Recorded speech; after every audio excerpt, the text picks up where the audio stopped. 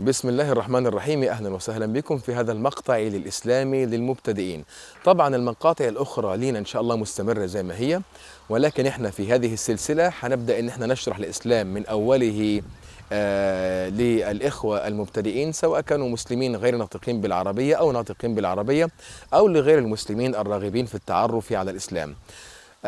تكلمنا في المقطع السابق عن قضية العقل ووجود الإله. لماذا العقل إذا بحث وإذا نظر في الكون يصل إلى وجود الإله؟ اليوم سنتكلم عن قضية أخرى، ألا وهي توصلنا إلى أن هناك إله بالفعل موجود لهذا الكون، وتوصلنا إلى أن هذا الكون صنعه صانع، هذا الصانع نسميه نحن المسلمين باسم الخالق أو الإله أو الرب سبحانه وتعالى. ما الخطوة التي تلي هذا؟ الخطوة التي تلي هذه الفكرة هي قضية النبوات. النبوات ماذا نعني بالنبوات؟ أي القضايا المتعلقة بالأنبياء. العقيدة الإسلامية أو الدين الإسلامي خريطته كالآتي: الدين الإسلامي المباحث والمسائل والقضايا التي فيه تنقسم من فوق من البداية إلى قسمين، شيء اسمه العقيدة وشيء اسمه الشريعة. العقيدة تتناول أو تنقسم من الداخل إلى ثلاث قضايا. قضايا اسمها قضايا الإلهيات، أي ما يتعلق بذات الإله أو البحث الإلهي، وقضايا اسمها النبوات، يعني ما يتعلق بالأنبياء ومباحث ومسائل الأنبياء والتعريف بالأنبياء، وقضايا اسمها السمعيات أو الغيبيات، يعني الأمور التي تتعلق باليوم الآخر وبالحساب وبالثواب وبالعقاب وبالجنة وبالنار. هذه تسمى بأمور السمعية أو السمعيات. لماذا تسمى بالسمعيات؟ يعني أمور لا يستطيع العقل البشري أن يصل إليها أو أن يعرفها إلا من خلال الوحي أو من طريق البلاغ الذي يأتيه، الذي سمعناه من الأنبياء الذين أتاهم الوحي. هذا بالنسبة للشق الأول من قسمي الدين الإسلامي، قسم العقيدة. الشق الثاني هو قسم الشريعة. ماذا تتناول الشريعة؟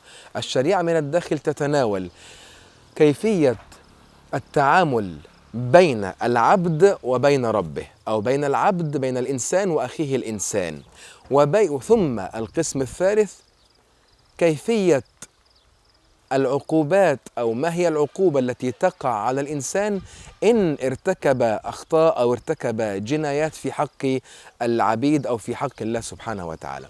إذن الشريعة تنقسم إلى عبادات، الأمور التي نتعبد بها إلى الخالق، وتنقسم إلى معاملات، كيف أتعامل مع أخي الإنسان، وتنقسم إلى حدود أو إلى عقوبات تضبط الإنسان وتردعه إذا ما أخطأ في بعض الأمور المتعلقة بجانب العبادات أو بعض الأمور المتعلقة بالمعاملات.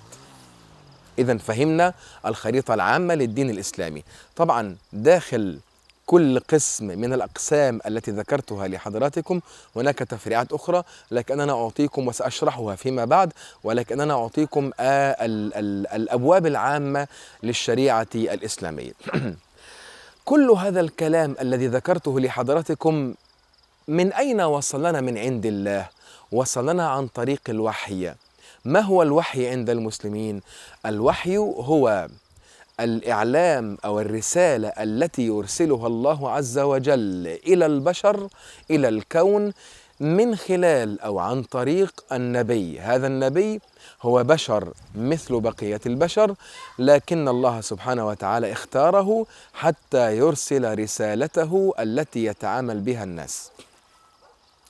النبي يكون معصوما من الأمور المشينة، يكون معصوما من ارتكاب الأمور التي تزري، يعني الأمور التي هي من مخالفتها يعتبر من الأمور التي تسمى عند المسلمين بالرذائل، أو تسمى عند المسلمين بالمستقبحات، الأمور القبيحة.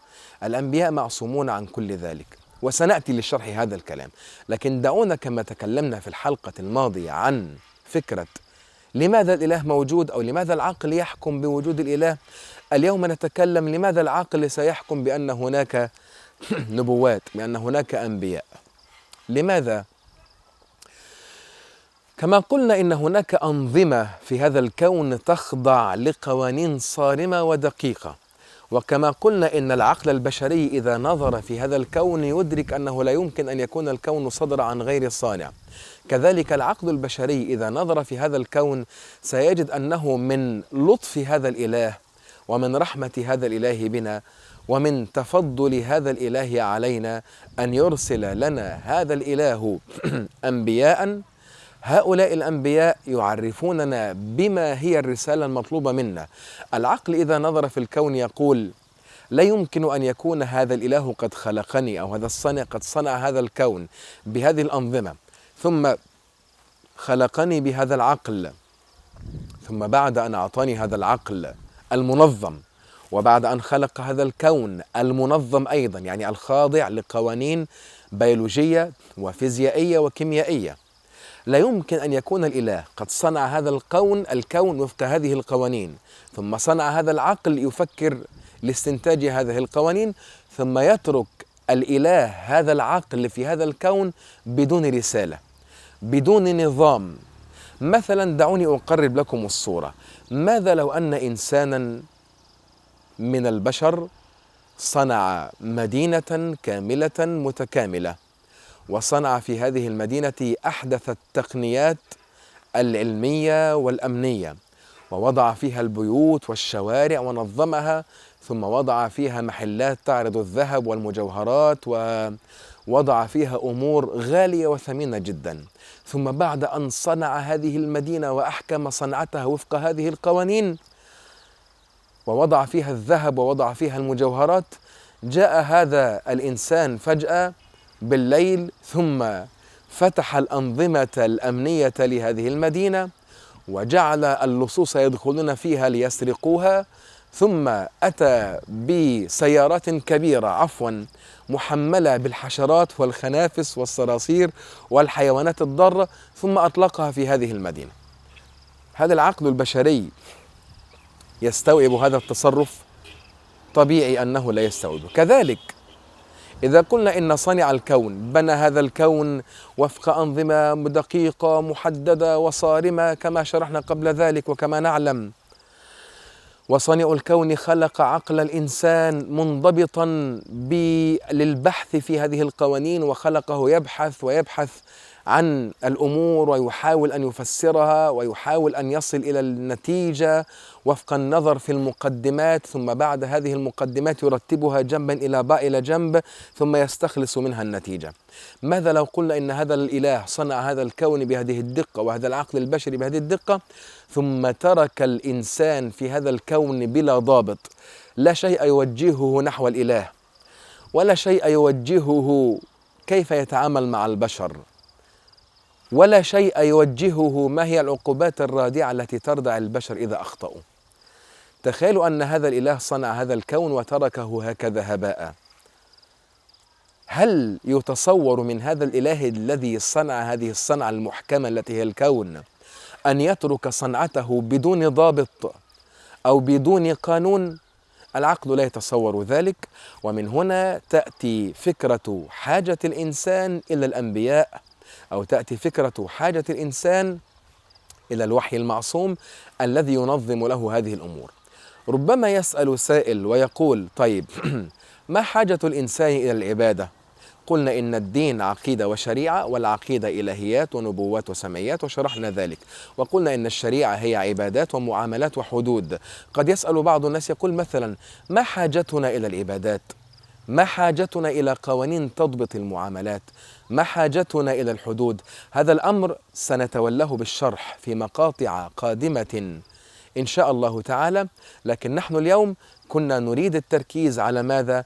على قضية بعينها، ألا وهي لماذا العقل البشري إذا نظر أدرك أنه لابد أن تكون هناك رسالة جاءت من قبل هذا الصانع لتنظيم الكون.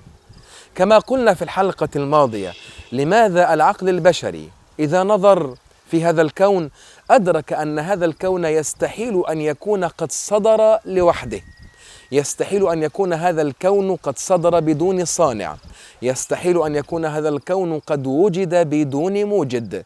كذلك اليوم أثبتنا أن العقل إذا نظر يستحيل أن يكون هذا الكون الذي أوجده هذا الصانع لم يرسل إليه رسالة حتى تبين له ما الذي ينبغي عليه أن يفعل. هذا ما أردت أن أوضحه لكم، ونلتقي في مقاطع قادمة إن شاء الله.